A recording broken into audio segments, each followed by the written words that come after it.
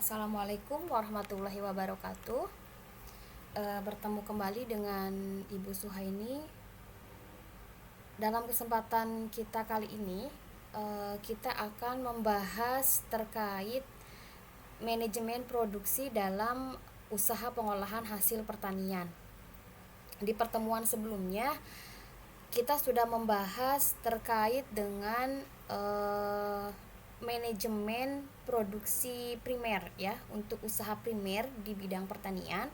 Nah, selanjutnya dalam kesempatan kita kali ini kita akan membahas manajemen produksi dalam usaha pengolahan atau agroindustrinya gitu. Nah, adapun poin-poin yang akan kita bahas, yang pertama adalah terkait dengan perencanaan agroindustri. Kemudian yang kedua tentang pengorganisasian input dan sarana pengolahan. Yang ketiga terkait dengan kegiatan produksi atau pengolahan hasil pertanian. Kemudian selanjutnya ada pengawasan kegiatan produksi, kemudian juga ada evaluasi, serta yang terakhir pengendalian dari kegiatan pengolahan hasil pertanian. Jadi sebenarnya poin-poin yang akan dibahas itu sama saja ya, seperti halnya dalam manajemen yang lain gitu. Mulai dari perencanaan sampai ke fungsi pengendalian dari kegiatan gitu. Namun objek kemudian juga cakupan yang akan dibahas itu yang berbeda gitu. Jadi yang pertama kita akan membahas terlebih dahulu adalah perencanaan agroindustri. Nah, apa saja cakupannya dalam perencanaan agroindustri ini? Ada 5 ya. Yang pertama adalah pemilihan teknologi, kemudian yang kedua pemilihan lokasinya, kemudian yang ketiga adalah fasilitas persediaan dan juga input atau masukannya ya, dan kemudian yang keempat bahan pelengkap dari produksi, dan yang terakhir adalah perencanaan desain produksinya. Nah, kita coba kupas satu persatu ya dari poin-poin tersebut. Yang pertama adalah, sebelum kita masuk ke poin yang tadi yang satu yaitu tentang pemilihan teknologi, kita perlu tahu dulu ya, apa itu agroindustri gitu. Kalau kita lihat dalam subsistem agribisnis, bahwa agroindustri itu adalah menjadi salah satu subsistem dalam agribisnis ya, yaitu subsistem pengolahan hasil pertanian gitu ya. Nah, di sini mengutip dari teorinya Austin tahun 1981 menyebutkan bahwa perusahaan agroindustri itu adalah perusahaan yang memproses bahan nabati ya, tumbuhan di sini kemudian juga hewani, menjadi suatu produk tertentu ya, apakah produk tersebut siap dikonsumsi ataupun produk setengah jadi ya, yang nantinya bisa dijadikan sebagai bahan baku input untuk usaha yang lainnya gitu. Ataupun juga bahan baku untuk industri-industri yang lainnya gitu. Nah, kemudian proses yang digunakannya adalah mencakup pengubahan dan ada pengawetan melalui perlakuan fisik ataupun kimiawi ya, penyimpanan, pengemasan dan juga distribusi. Jadi jelas di agroindustri ini ada perubahan dari sisi bentuk gitu ya. Apakah nanti ada perubahan fisik, kemudian juga perubahan struktur kimiawinya gitu ya, dengan dilakukan beberapa proses ataupun perlakuan gitu. Yang mana proses agroindustri ini diharapkan bisa menambahkan value add ataupun nilai tambah ya bagi perusahaan ataupun bagi si pengusaha gitu. Jadi ketika misalkan kita menjual dalam bentuk bukan olahan ya, bahan mentah gitu ya, ataupun hasil pertanian yang belum mendapat perlakuan apapun gitu ya, itu kan biasanya nilainya memang rendah gitu. Nah, kemudian ketika mendapatkan perlakuan, dalam artian di sini ada pengubahan bentuk ataupun pengubahan kimiawinya ataupun ada proses penyimpanan, pengemasan, pengawetan dan sebagainya gitu. Harapannya selain memperpanjang masa simpan, juga bisa menambahkan nilai gitu. Jadi adanya tambahan income gitu ya, daripada tidak diolah. Nah, contohnya di sini adalah misalkan perontokan, ya, pengeringan, penggilingan, ataupun proses-proses pengubahan bentuk yang lainnya. Nah, ini juga lebih lengkapnya ya pengertian dari agroindustri. Agroindustri adalah kegiatan yang memanfaatkan hasil pertanian sebagai bahan baku. Kemudian jadi kalau bahan bakunya bukan dari hasil pertanian, berarti tidak dikatakan sebagai agroindustri gitu. Karena agroindustri sendiri itu terdiri dari dua kata ya, agro dan industri gitu. Agronya di sini adalah berasal dari hasil pertanian ya. Kemudian merancang dan menyediakan peralatan serta jasa untuk kegiatan-kegiatan tersebut. Di sini juga sudah tadi di awal Ibu sudah menyebutkan, jadi ada pengubahan dan pengawetan melalui perlakuan fisik ataupun kimiawi ya. Kemudian juga ada penyimpanan, pengemasan dan distribusi. Produk agroindustri ini dapat merupakan produk akhir yang siap dikonsumsi ataupun sebagai produk bahan baku industri yang lainnya. Misalkan produk akhir yang siap dikonsumsi banyak sekali ya jenis minuman-minuman gitu kan yang dihasilkan dari perusahaan agroindustri yang siap untuk diminum, untuk dikonsumsi gitu tanpa harus diolah terlebih dahulu. Nah, kemudian juga contoh dari produk bahan baku industri lainnya yang misalkan setengah jadi. Contohnya misalkan tepung ya, itu adalah salah satu produk agroindustri yang mana tepung ini bisa dijadikan sebagai bahan input untuk industri yang lainnya, misalkan industri mie gitu ya ataupun yang lainnya gitu. Karena kan jarang, mungkin tidak ada manusia yang langsung memakan tepung gitu ya, tepung yang belum diolah gitu kan. Pasti di sini ada pengolahan terlebih dahulu gitu. Nah, kemudian agroindustri merupakan kegiatan yang saling berhubungan atau interrelasi ya, pengolahan, pengangkutan, penyimpanan, pendanaan, ada pemasaran dan juga distribusi dari produk pertanian. Nah, kita lihat yang pertama adalah tadi ya di poin-poin perencanaan yang harus kita perhatikan. Yang pertama adalah pemilihan teknologi gitu. Nah, sebenarnya kalau kita berbicara terkait teknologi, tidak hanya di bidang pertanian saja ataupun di bidang agroindustri saja yang membutuhkan teknologi. Di bidang apapun membutuhkan teknologi gitu. Karena apa? Karena tujuan dari penggunaan teknologi itu adalah untuk mengefisienkan, untuk mengefektifkan proses produksi gitu ya. Jadi baik di bidang pertanian maupun di bidang non pertanian.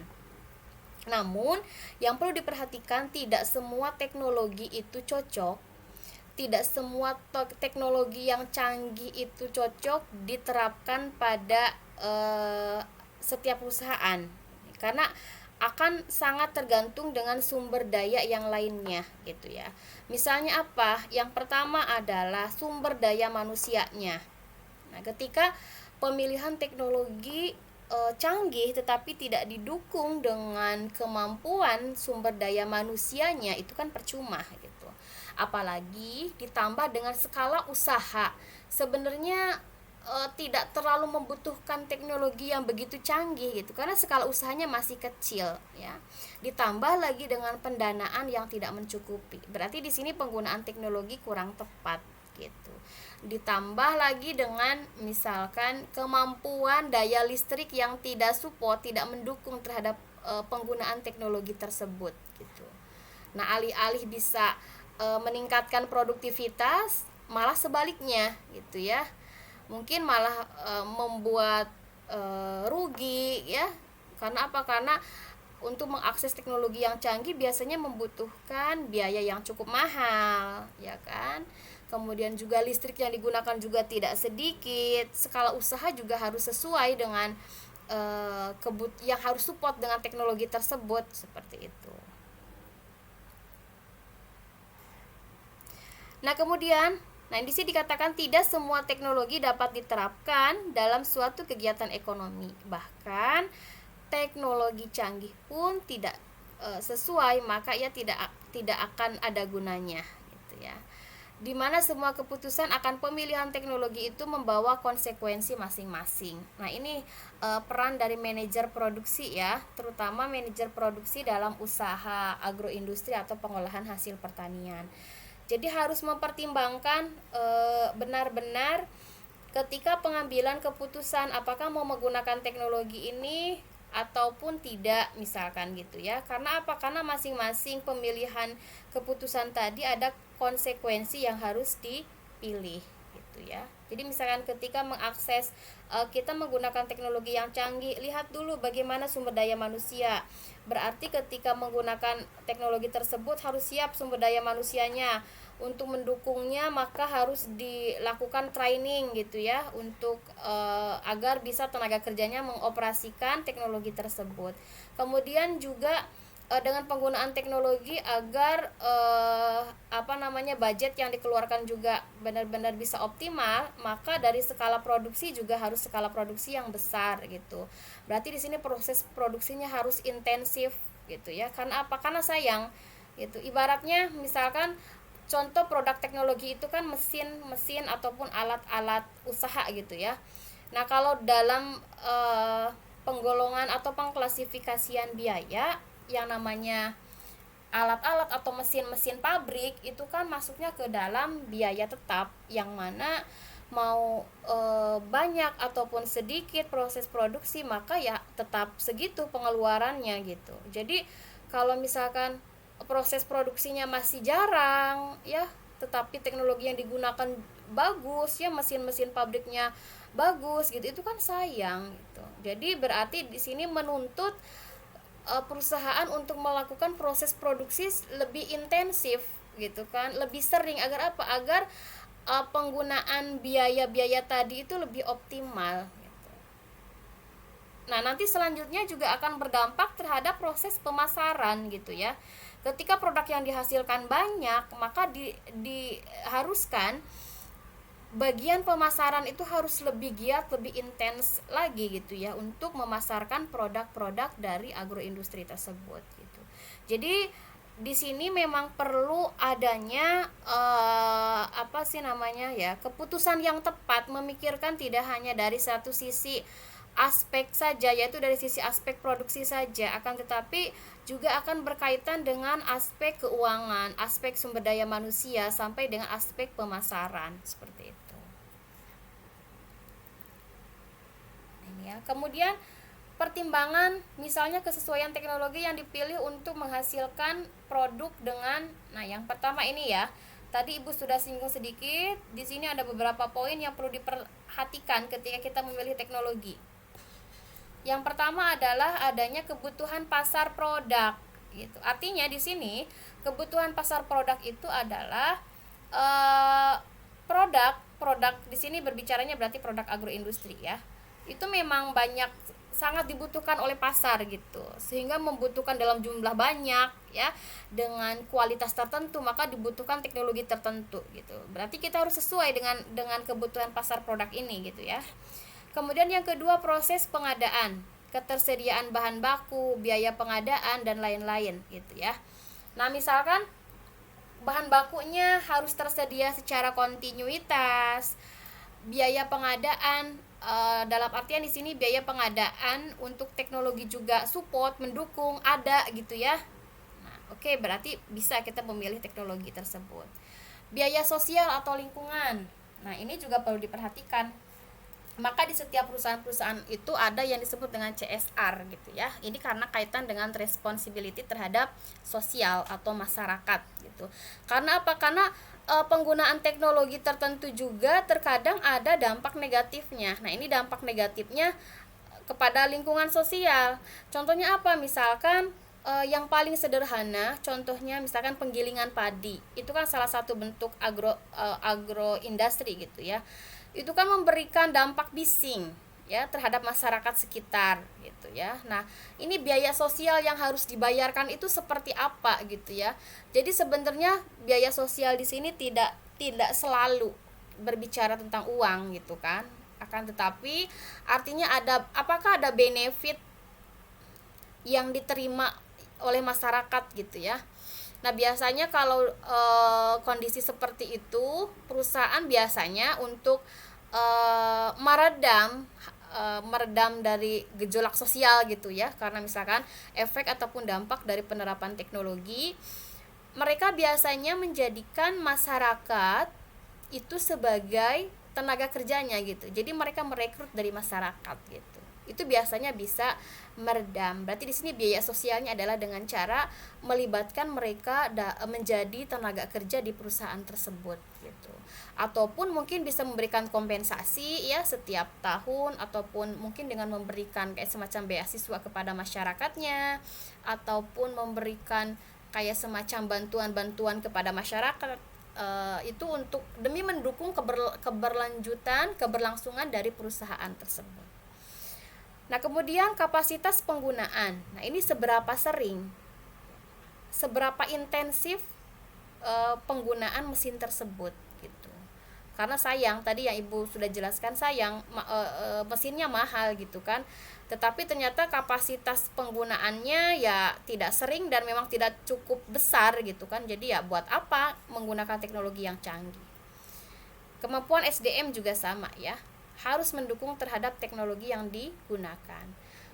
Fleksibilitas dalam proses. Nah, ini dalam artian fleksibel ya dalam proses itu. Jadi dengan menggunakan teknologi atau mesin tertentu itu lebih fleksibel seharusnya gitu. Jangan malah membuat semakin ribet. Nah, itu ya. Maka di sini penting juga ya untuk mempertimbangkan fleksibilitas dari teknologi tersebut. Kemudian ketersediaan energi ya, tadi misalkan daya listrik dari pabrik tersebut, dari pabrik agroindustri tersebut berapa. Kemudian jika menggunakan mesin dari produk teknologi tersebut berapa gitu, support atau tidak. Jangan-jangan baru dinyalain sudah jepret mati misalkan ya. Nanti justru malah menghambat terhadap proses-proses yang lainnya gitu. Nah, ini pengalaman Ibu waktu itu. Ibu pernah menjadi salah satu dosen yang mendampingi pengusaha mikro ya. Nah, saat itu di perusahaan kecap gitu. Jadi ada semacam bantuan hibah gitu kan, hibah dari pemerintah untuk pengusaha kecap ya, UMKM tersebut, berupa teknologi ataupun mesin untuk pengeringan kedelainya gitu kan. Karena memang sejauh ini UMKM tersebut ketika pengeringan kedelainya itu masih menggunakan tenaga surya, artinya masih alami gitu ya. Jadi memang ya dampaknya memang ketika hanya secara konvensional, ketika tidak ada matahari ya sulit gitu ya. Nah, kemudian adanya teknologi tersebut ya, mesin pengeringnya gitu. Namun ternyata ketika diterapkan tidak support, artinya daya ya di sini ketersediaan energi, daya listrik yang ada di pabrik tersebut tidak cocok gitu ya dengan penggunaan mesin pengering tersebut gitu. Akhirnya ya nggak dipakai gitu kan, percuma gitu. Maka di sini memang harus benar-benar mempertimbangkan hal tersebut gitu. Jadi memang harus diturunkan grade-nya gitu ya, atau mungkin bisa dinaikkan ketersediaan energinya gitu. Tapi itu balik lagi kepada sumber pendanaan, sumber keuangannya gitu ya.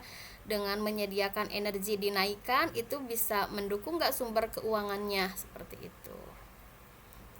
Kemudian selanjutnya adalah pemilihan lokasi. Nah, ini yang perlu dipertimbangkan apa saja. Yang pertama adalah ketersediaan bahan baku. Nah, ini lihat dari lokasi dan juga sumber bahan baku. Semakin perusahaan dekat dengan tempat bahan baku, maka akan semakin menghemat biaya transportasi bahan baku, memudahkan tenaga kerja dan juga menghemat waktu dari pengangkutannya gitu ya. Kemudian lokasi pemasaran. Perusahaan agroindustri yang dekat dengan lokasi pemasaran akan sangat mempermudah penjualan apalagi untuk produk-produk hortikultura yang secara umum tidak tahan lama. Nah, artinya jadi sebenarnya ada beberapa jenis industri yang apakah dia harus dekat dengan sumber bahan baku ataukah harus dekat dengan lokasi dari pemasaran. Biasanya yang jauh dari lokasi pemasaran itu adalah produk-produk yang memang daya tahannya cukup lama gitu. Jadi meskipun jaraknya jauh itu masih tetap sama gitu ya. Apalagi sekarang dengan kemajuan dari teknologi untuk mensiasati, meskipun lokasi pemasaran itu jauh, maka disiasati dengan adanya teknologi, misalkan teknologi pengemasan, teknologi dari penyimpanan, teknologi dari pengawetan gitu ya, yang membuat produk-produk tersebut meskipun membutuhkan waktu yang lama gitu ya, kualitas dari produk tersebut masih tetap terjaga seperti itu. Itu karena adanya kemajuan dari sisi teknologi. Nah, kemudian sarana dan prasarana fisik ini berupa transportasi, distribusi, komunikasi, dan juga energi. Misalnya, fasilitas jalan raya, ya, ketersediaan air bersih, ketersediaan tempat pembuangan limbah, fasilitas listrik, dan juga sarana lain yang dibutuhkan. Nah, ini juga sama. Maka biasanya memilih lokasi yang dari akses jalan itu mudah gitu ya. Kemudian air bersih juga mudah didapatkan gitu. Agar apa? Agar tidak memperbesar kos gitu ya. Jadi ketika ke jalan raya mudah, dekat, apalagi ke tol misalkan dekat, itu kan akan mempermudah gitu ya. Kemudian juga akses terhadap air bersih juga, misalkan air bersih melimpah, ketika air bersih itu dibutuhkan dalam proses produksi pengolahan, maka tidak perlu membutuhkan banyak biaya gitu untuk menyediakan air bersih gitu kan. Termasuk ketersediaan tempat pembuangan limbah ya, listrik dan sebagainya. Nah, selanjutnya adalah pertimbangan yang ketiga, yaitu ketersediaan tenaga kerja, kemudian juga dan areal pengembangannya. Di sini di tenaga kerjanya seperti apa kondisinya, berapa UMR-nya gitu ya. Itu pun harus dipertimbangkan. Kemudian juga bagaimana kebijakan pemerintah setempat yang mengatur kebijakannya seperti apa gitu kan. Kemudian areal pengembangan, biasanya ini keterkaitan dengan pengembangan suatu wilayah. Lihat di RT RW itu rencana tata ruang wilayahnya gitu ya. Di daerah tersebut seperti apa, kita lihat gitu ya, rencana pembangunan jangka panjangnya seperti apa gitu. Misalkan contoh suatu daerah ini 10 tahun ataupun 5 tahun yang akan datang, ini kemungkinan besar akan menjadi wilayah megapolitan misalkan. Oh, berarti di sini menjadi prospek yang luar biasa ketika memilih lokasi ini sebagai tempat untuk usaha agroindustri. Nah, seperti itu. Jadi ada beberapa pertimbangan tersebut. Nah, kemudian selanjutnya adalah adanya masih lanjut ya, pemilihan lokasi. Pemilihan lokasi yang tidak tepat akan menyebabkan pemborosan biaya ya, sehingga biaya per unit produk besar berakibat pada rendahnya daya saing produk gitu. Akibat tadi ya, misalkan ketika tadi contohnya ketersediaan air bersih kurang gitu ya, hingga membuat harus mengeluarkan biaya gitu untuk menyediakan sumber air tersebut. Akhirnya kan memboroskan biaya. Nanti biasanya ketika biaya dalam jumlah banyak, otomatis kan akan dibebankan terhadap harga produk gitu, maka harga produknya akan tinggi. Nah, nanti akan berakibat dengan daya saing produk di pasaran itu akan rendah gitu. Karena misalkan perusahaan yang lain menjual hanya di kisaran 5.000, nah kita setelah dihitung-hitung HPP-nya itu jatuh di 4.800. Masa kalau menjual dengan harga 5.000 hanya punya untung 200 gitu kan. Akhirnya dijual dengan harga 5.500. Ya sesuai dengan hukum permintaan penawaran kan. Masyarakat atau konsumen pasti memilih di harga yang memang lebih murah gitu kan. Nah, seperti itu. Kemudian selanjutnya adalah fasilitas persediaan input. Nah, ini persediaan bahan baku dan bahan pendukung lain di masa yang akan datang. Nah, ini penting sekali nih, persediaan bahan baku maupun bahan pendukung. Kita harus bisa membangun networking dengan para pemasok ya, baik dari bahan baku maupun bahan pendukung gitu ya. Contohnya misalkan agroindustri apa ya, yang paling sederhana kacang telur lah ya, kacang telur. Berarti kita harus membangun networking dengan penyuplai kacang tanahnya gitu ya, sebagai bahan baku dari tadi misalkan pembuatan pengolahan kacang telur misalkan gitu ya. Nah, kemudian juga bahan pendukungnya misalkan apa? Bahan pendukungnya misalkan tepungnya ya, telurnya gitu kan. Gitu harus dipastikan bahwa pemasok tersebut harus kontinu. Jadi sampai nanti yang akan datang itu bisa tetap tersedia seperti itu. Nah, kemudian mempertimbangkan fasilitas pergudangan, pengangkutan, dan aspek finansial, terutama jika menggunakan gudang yang disewa. Nah, misalkan kita akan mau stok nih, stok bahan baku gitu ya. Nah, berarti kan kita harus mempersiapkan fasilitas berupa pergudangannya. Apakah kita membuat sendiri gudangnya ataupun menyewa gitu ya. Kita lihat juga bagaimana pengangkutan. Berarti kan harus dilakukan pengeluaran pembiayaan untuk pengangkutan dan juga dilihat dari aspek finansial. Nah, kemudian memperhatikan fasilitas persediaan bahan baku utama ya, yang memerlukan tempat yang besar dengan perlakuan-perlakuan khusus.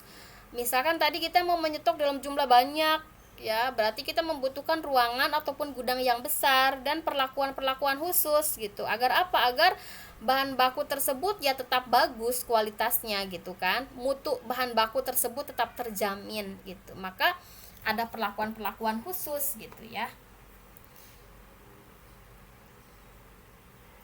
Nah, kemudian perencanaan bahan pelengkap produksi. Bahan pelengkap produksi adalah bahan tambahan yang dibutuhkan dalam proses pengolahan. Ya, tadi misalkan dicontohkan seperti halnya dalam usaha agroindustri pengolahan kacang jadi kacang telur ya. Nah, berarti kan di sana ada bahan pelengkapnya, telurnya gitu ya, tepungnya ataupun yang lain lah ya, bahan-bahan yang lain gitu. Nah, ini pun sama, beragam bahan pelengkap dibutuhkan dalam proses pengolahan, membutuhkan penanganan yang berbeda. Contohnya misalkan dalam hal tadi kan mungkin penanganan terhadap kacang seperti apa, penanganan terhadap telur seperti apa, tentu akan ada perbedaan gitu ya. Oh, telur ini misalkan harus disimpan pada suhu berapa gitu ya, agar tetap terjamin kualitasnya gitu kan. Nah, ini juga harus diperhatikan. Nah, ini contoh tadi Ibu contohkan ya, kacang telur ya. Perencanaan bahan pelengkap produksi, pengolahan bahan baku, produksi pengolahan tidak selalu dapat diproduksi tanpa adanya bahan pelengkap yang lain. Ya, tidak dikatakan kacang telur kalau tidak ada campuran telur ataupun terigunya atau tepungnya gitu ya. Contohnya apabila kita akan mendirikan perusahaan kacang telur, kita tidak cukup hanya menggunakan kacang tanah saja, tapi menggunakan bahan pelengkap yang lain seperti apa? Telur, tepung tapiokanya, kemudian mungkin bumbu, gula, penyedap mungkin ya. Oleh karena itu, persediaan akan bahan pelengkap ini juga perlu diperhatikan.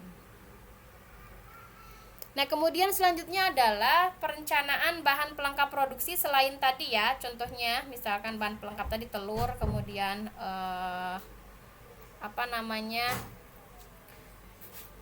tepung tapioka gitu.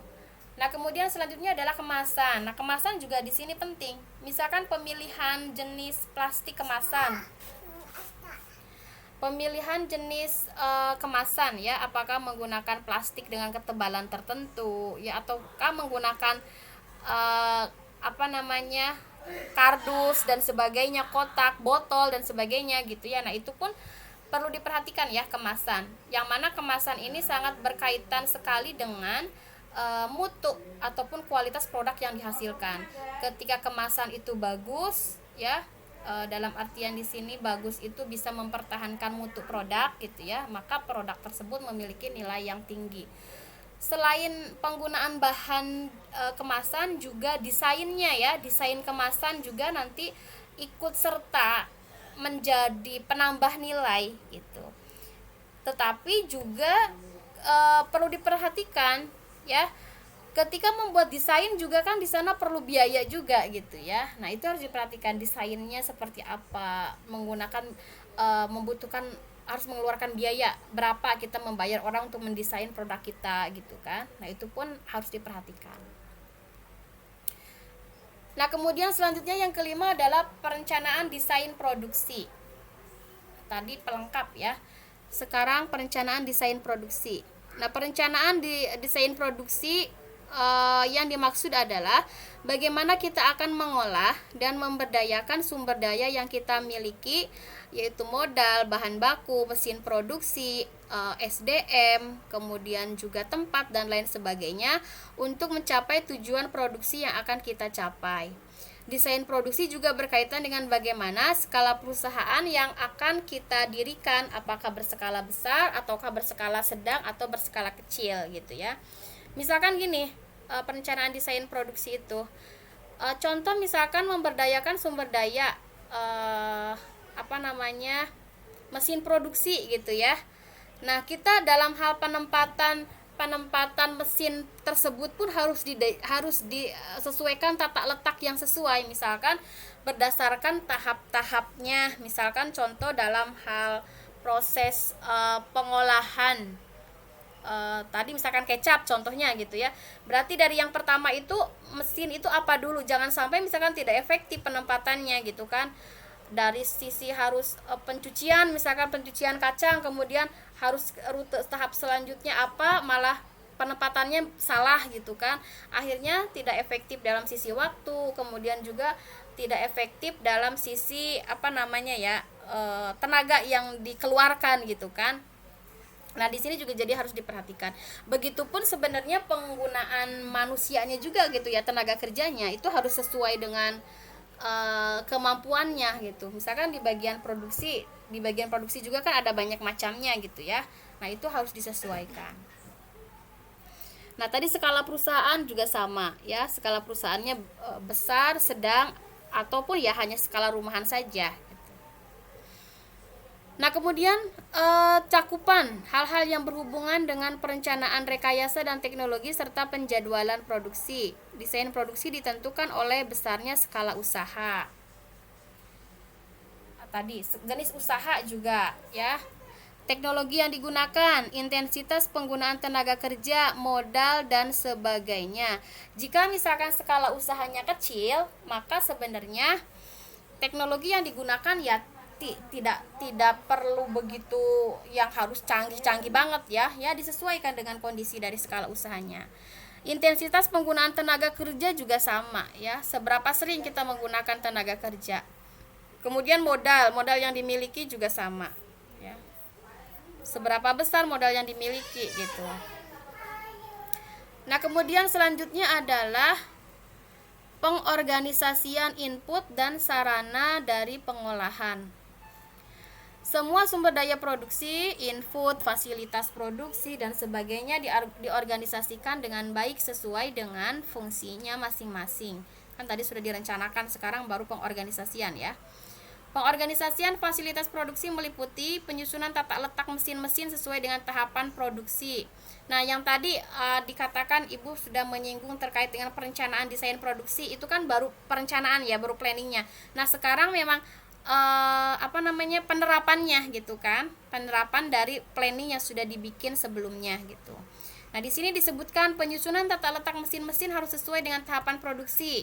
Tadi sudah direncanakan di awal, kemudian tinggal pelaksanaan. Oh, di sini mesin ini di sini, mesin ini di sini gitu kan. Posisinya harus efektif dan efisien berdasarkan kebutuhan. Pengorganisasian input produksi meliputi alokasi yang optimal dalam suatu sistem proses. Nah, selanjutnya setelah tadi dari mesin-mesin sudah ditempatkan sesuai dengan urutan dari tahapan produksinya, kemudian tahap selanjutnya adalah baru melakukan proses kegiatan pengolahan, proses kegiatan produksinya gitu ya. Nah, ini harus dilakukan berdasarkan rencana produksi yang telah dibuat ya. Nah, kemudian input yang telah disediakan dimasukkan dalam proses produksi sesuai dengan jadwal yang sudah dibikin. Kemudian jumlah, jenis, dan urutan yang telah direncanakan.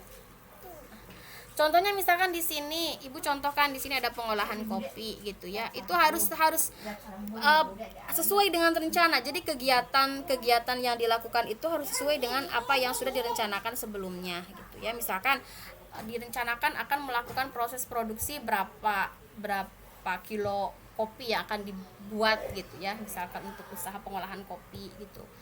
Nah, kemudian juga jenis dari komoditas kopi yang digunakan juga jenis apa gitu ya. Nah, kemudian urutannya, penjadwalannya setiap kapan saja gitu kan. Nah, itu perlu diperhatikan. Nah, selanjutnya adalah setelah kegiatan pengolahan ada kegiatan pengawasan, kegiatan produksi. Nah, kenapa mesti diawasi gitu? Nah, ini dikatakan bahwa kegiatan pengawasan ini dilaksanakan untuk menghindari terjadinya penyimpangan yang tidak diinginkan gitu. Dan agar proses produksi yang telah direncanakan dapat bisa berjalan dengan baik. Ya, jadi fungsinya pengawasan itu seperti itu. Karena terkadang kalau tanpa pengawasan ya sudah, walaupun keluar dari jalur atau keluar dari hal yang sudah kita rencanakan, ternyata tiba-tiba tidak sesuai gitu kan. Jadi harapannya dengan adanya pengawasan ini rencana yang sudah kita bikin sebelumnya itu dapat berjalan sesuai dengan diharapkan. Jadi hal-hal yang menyimpang, hal-hal yang ibaratnya bisa membuat kerugian bagi perusahaan itu seminimal mungkin bisa terhindarkan. Nah, kemudian selanjutnya ada masih pengawasan ya. Di sini ada beberapa fungsi dari pengawasan. Menurut Astouri tahun 2008, untuk dapat melakukan pengawasan dengan sempurna dan efektif, maka pengawasan produksi yang dilakukan hendaknya mempunyai fungsi sebagai berikut. Ada fungsi routing, loading, dan scheduling, kemudian dispatching, dan follow up. Nah, apa saja ini perbedaannya? Di sini routing itu adalah menentukan dan mengatur urutan kegiatan pengerjaan yang logis, sistematis, dan ekonomis melalui urutan mana bahan-bahan dipersiapkan untuk diproses menjadi barang jadi. Jadi artinya dalam proses routing ini adalah fungsi utama dalam pengawasan ya. Artinya misalkan pengawasannya dilakukan secara sistematis gitu kan. Jadi dari tahap yang pertama apa, tahap kedua apa, tahap ketiga apa, dan seterusnya. Kemudian loading dan scheduling. Nah, ini pengawasan terkait dengan pengaturan muatan pekerjaan pada masing-masing pusat kerjaan, sehingga di sini dapat ditentukan berapa lama waktu yang diperlukan pada setiap operasi tanpa adanya penundaan atau keterlambatan waktu ya, time delay. Gitu. Jadi kan bisa saja ketika direncanakan di tanggal sekian tetapi ternyata di pelaksanaannya sekian gitu ya. Jadi ada keterlambatan waktu. Nah, nanti diawasi kenapa bisa terlambat, apa yang menyebabkan terlambat gitu loh. Nanti selanjutnya ada proses fungsi pengendalian ya, nanti di akhir ada pengendalian, maka harus dikendalikan, jangan sampai terjadinya time delay itu misalkan gara-gara sumber daya manusia yang tidak cakap dalam mengoperasikan mesin dan sebagainya gitu, ataupun misalkan keterlambatan dalam hal bahan baku atau pasokan gitu yang membuat akhirnya proses produksi menjadi terhambat gitu.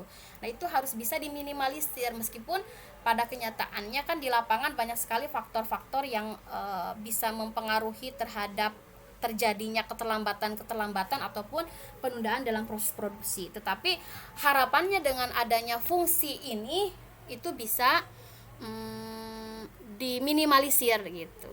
Ya bisa jadi misalkan ada penyimpangan misalkan dari sisi keuangan gitu ya. Contoh, kenapa bahan baku lambat dikirimkan ke pabrik gitu ya. Padahal dari manajer itu sudah menyuruh bagian keuangan untuk misalkan ataupun ke bagian pembelian bahan baku untuk membeli. Ternyata si uang yang harusnya digunakan untuk membayar kepada pemasok bahan baku malah masuk ke kantong pribadi. Akhirnya pihak pemasok karena belum adanya proses transfer pembelian gitu ya, akhirnya lambat mengirimkan. Nah itu kan perlu diawasi gitu ya. Ataupun mungkin dari sisi kualitas bahan baku, misalkan dianggarkan pembelian bahan baku untuk contoh misalkan tadi produknya kacang tanah ya, dengan grade A kacang tanahnya, kualitasnya kan udah ketahuan ya kalau grade yang bagus gitu. Akan tetapi ternyata yang dikirimkan itu bukan grade yang sesuai kita harapkan, sehingga nanti berdampak terhadap kualitas produk gitu. Itu perlu pengawasan di sana. Ya, scheduling juga sama tadi ya. Scheduling itu penjadwalannya gitu ya, harus memang sesuai dengan apa yang sudah direncanakan. Setidaknya tidak terlalu menyimpang jauh seperti itu. Kemudian dispatching. Nah, ini adalah pelaksanaan dari semua rencana dan pengaturan dalam bidang routing dan scheduling. Sebagian besar kegiatan dalam dispatching ini terdiri dari penyampaian perintah kepada bagian pengolahan yang dilakukan sesuai dengan schedule dan urutan pekerjaan yang telah ditentukan. Nah, di sini ada nggak nih perintah ya, perintah untuk kepada bagian pengolahan gitu ya.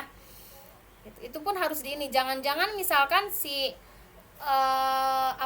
tenaga kerja yang ada di bagian produksi, bagian pengolahan itu tidak mendapatkan kayak misalkan pantauan ataupun perintah dari, kan biasanya ada atasannya gitu ya yang tetap harus mengawasi seperti itu dispatching. Follow up. Nah, fungsi penelitian dan pengecekan terhadap semua aspek yang mempengaruhi kelancaran kegiatan pengerjaan atau produksi. Follow up mencakup usaha-usaha untuk mendapatkan bahan baku yang tidak tersedia tetapi dibutuhkan. Jadi di sini kalau misalkan sudah kita diawasi gitu ya, nanti dievaluasi, kemudian selanjutnya adalah adanya pengendalian gitu. Seperti apa misalkan dievaluasi, misalkan ternyata sulit sekali nih untuk pengadaan bahan baku ini gitu ya, ternyata pemasoknya juga kurang gitu. Nah itu dievaluasi, kemudian selanjutnya dilakukan pengendalian bagaimana agar bahan baku tersebut tetap ada gitu ya, mencari solusinya dan sebagainya. Nah selanjutnya adalah setelah pengawasan ada evaluasi ya. Melakukan penilaian terhadap pelaksanaan produksi dan pencapaian hasil untuk mengkaji kelemahan-kelemahan atau keberhasilan pencapaian output sesuai dengan yang direncanakan.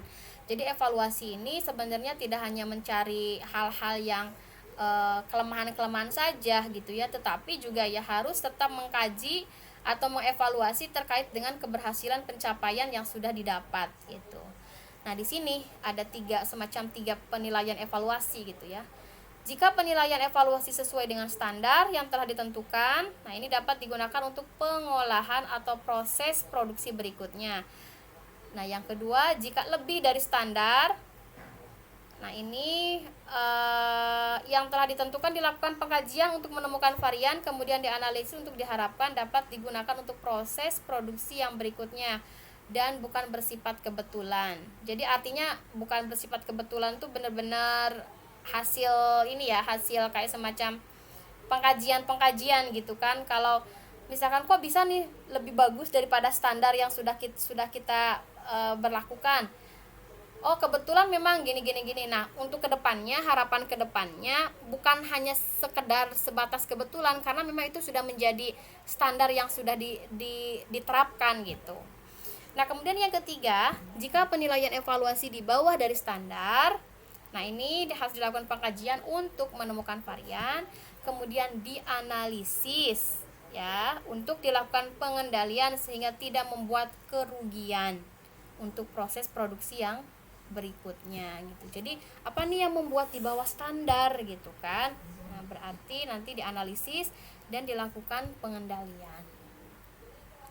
Nah, yang terakhir nih, pengendalian kegiatan pengolahan menekankan pada upaya memberi umpan balik, terutama jika dalam pengawasan didapatkan suatu penyimpangan atau keterpaksaan untuk mengadakan penyesuaian yang diperlukan. Nah, ini penting sekali pengendalian ya, agar proses pada periode berikutnya itu sekalipun ada semacam apa sih namanya ya, kendala ataupun tantangan gitu ya, itu masih bisa dicarikan solusinya, dikendalikan seperti itu. Oke, ini sampai sini untuk materi terkait manajemen produksi untuk pengolahan hasil pertanian. Nah, di sini Ibu memberikan tugas individu ya. Perhatikan, pilih satu jenis usaha pengolahan hasil pertanian. Nah, bukan usaha primer pertanian. Jadi kita fokusnya ke usaha pengolahan hasil pertanian. Contohnya apa saja? Misalkan tadi perusahaan kecap kan bisa, itu agroindustri ya, pengolahan hasil pertanian. Tadi contohnya misalkan perusahaan kacang telur, yaitu juga kan hasil pertanian, yaitu dari kacang tanah ya. Jadi apa bedanya? Bukan usaha primer. Kalau usaha primer itu ya kayak budidayanya ya, usaha taninya gitu. Nah, ini lebih kepada agroindustrinya. Misalkan perusahaan jus mangga gitu, itu kan pengolahan hasil pertanian ya. Nah, kemudian silahkan nanti dijelaskan di dalam makalah tersebut mulai dari bagaimana perencanaan. Poin-poinnya sudah ada di materi. Pakai aturannya berdasarkan urutan-urutan yang ada di poin-poin materi ya. Misalkan dari mulai pemilihan teknologi seperti apa, kemudian apalagi tadi pemilihan lokasi seperti apa gitu ya. Jadi disesuaikan dengan materi yang ada, yang Ibu sampaikan barusan. Kemudian pengorganisasian input-input dan sarana pengolahan juga sama. Kegiatannya seperti apa, pengawasannya, evaluasinya, pengendalian kegiatan pengolahan. Nah, ini dibuat dalam bentuk makalah, lampirkan foto-foto ataupun video yang mendukung. Kemudian untuk pengerjaan tugas ini, pemilihan jenis usahanya bisa langsung dari studi di lapangan. Artinya misalkan di sekitar daerah Anda ada perusahaan agroindustri gitu ya. Nah, boleh dijadikan sebagai bahan tugas. Atau misalkan Bu hanya berdasarkan studi pustaka gitu ya, karena memang kondisi Covid kita saat ini yang memang sedikit mungkin perusahaan tidak menerima sama sekali gitu ya mahasiswa yang ingin mengkaji lebih jauh tentang usahanya gitu. Jadi cukup misalkan dengan studi pustaka, dengan menggunakan browsing internet lah ya, asalkan dicantumkan nanti referensinya ya, kalian ambil dari mana. Kemudian nanti sesuaikan dengan perintah tugas yang sudah Ibu berikan. Nah, kemudian pengumpulan tugasnya pada minggu ke 9, 10, Ibu sampai 11, berarti di pertemuan sekarang pertemuan 9 ya, 9, 10. Oke deh, pertemuan ke-11 aja ya. Pengumpulan tugas pada minggu ke-11 dengan format nama, NPM, kelas, dan tugas ya. Nanti dikasih keterangan tugas agroindustri ya di sininya ya, kelas tugas agroindustri. Oke, itu terkait dengan tugas individu. Ingat ya, tugas individu bukan tugas kelompok. Mungkin itu saja yang bisa Ibu sampaikan. Kurang lebihnya mohon maaf. Wabillahi taufiq wal hidayah.